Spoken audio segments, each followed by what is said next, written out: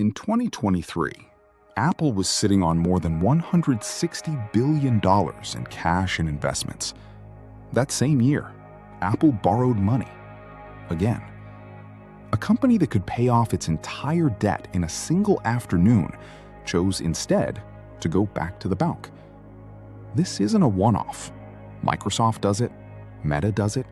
Even companies swimming in profit line up every year to borrow money they clearly don't need. If you had that much cash sitting around, you'd think the smart move is simple. Don't borrow. Save the interest. Sleep easy. But the richest companies on Earth do the opposite.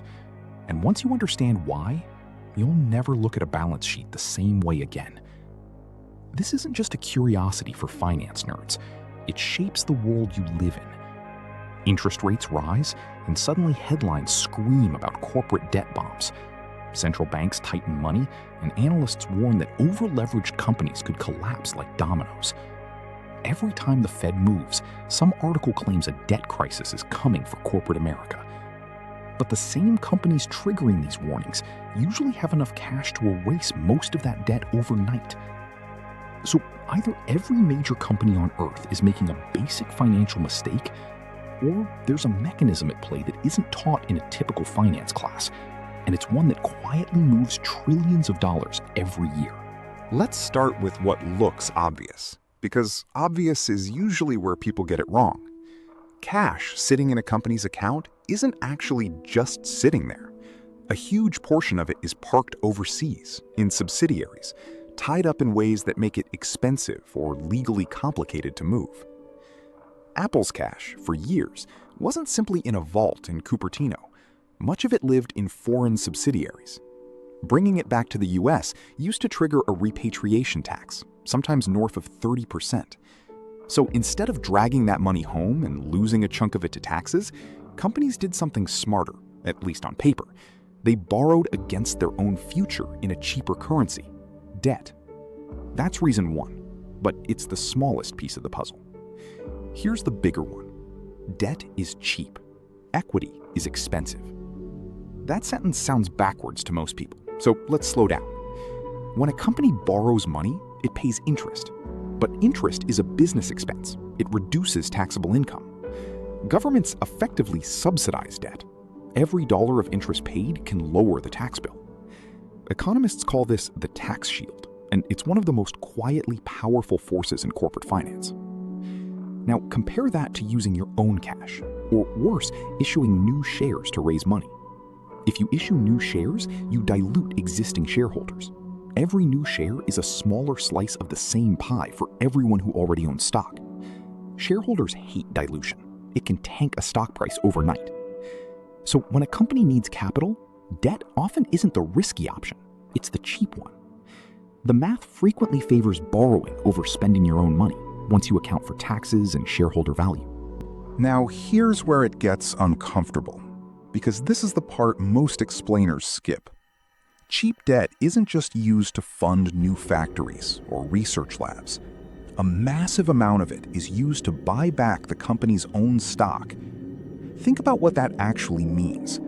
A company borrows billions of dollars, takes on a legal obligation to pay it back with interest, and uses that money not to build anything, not to hire anyone, not to invent a new product, but to purchase its own shares off the open market. Why would anyone do that? Because reducing the number of shares outstanding increases earnings per share. Same profit, fewer shares, higher number per share.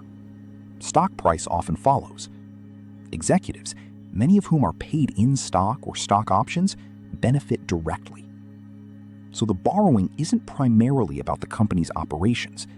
In many cases, it's about engineering a number that Wall Street rewards. This is the uncomfortable math nobody puts in the headline. Some of the biggest, most respected companies in the world take on real debt with real interest payments, real repayment deadlines, and real risk to buy their own stock back rather than to build the future. Between 2010 and 2020 alone, U.S. companies spent over $5 trillion on buybacks. A significant portion of that was funded not by spare cash, but by newly issued debt, taken on specifically because interest rates were near zero and borrowing was, in effect, free money with a bow on it. Here's the story companies tell. We're being efficient with capital. We're optimizing our balance sheet. We're rewarding shareholders. Here's the reality underneath it. A lot of this borrowing has nothing to do with growth and everything to do with financial engineering. When interest rates were near zero for over a decade, borrowing $1 billion might cost a company only 2 or 3% a year. If that money is used to buy back shares that the company believes are undervalued, and the stock climbs even 5 or 10%, the trade pays for itself many times over. It looks less like debt and more like a leveraged bet on your own stock, dressed up in a suit. And it worked spectacularly for years. Buybacks fueled some of the biggest bull runs in market history. Executive bonuses ballooned. Companies looked stronger on paper than ever. But debt taken on when money is cheap doesn't stay cheap forever. When interest rates rose sharply in 2022 and 2023, companies that had binged on debt during the free money era suddenly faced a very different bill. Refinancing that debt at higher rates meant the same borrowing that once looked brilliant started looking a lot more fragile. This is the contrast nobody puts on a slide in an investor presentation. The same strategy that boosts a stock price in good times quietly increases fragility in bad times.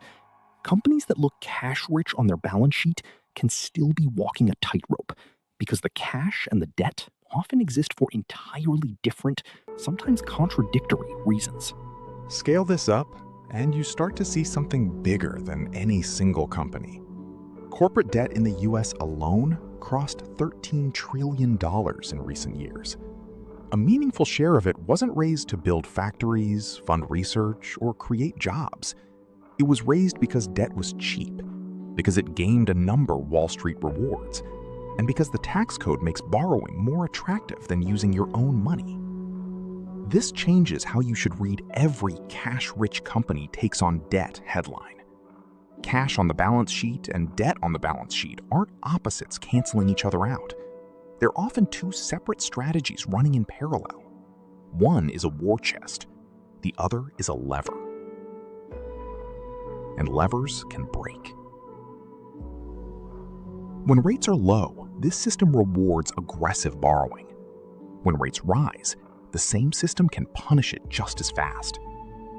Companies that leaned hardest into cheap debt buybacks during the 2010s are the ones now facing the toughest refinancing conversations.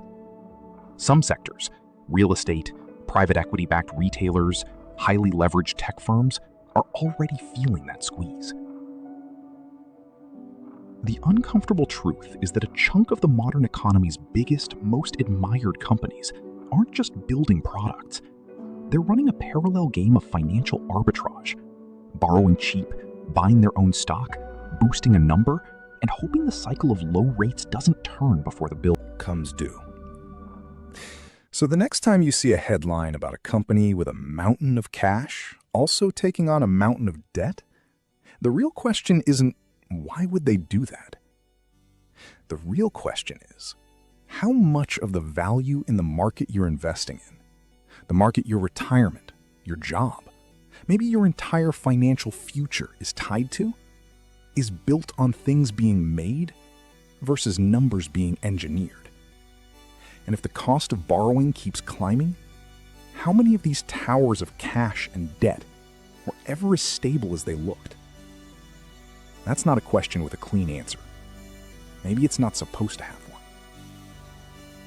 If this changed how you look at a balance sheet, that's the point of this channel.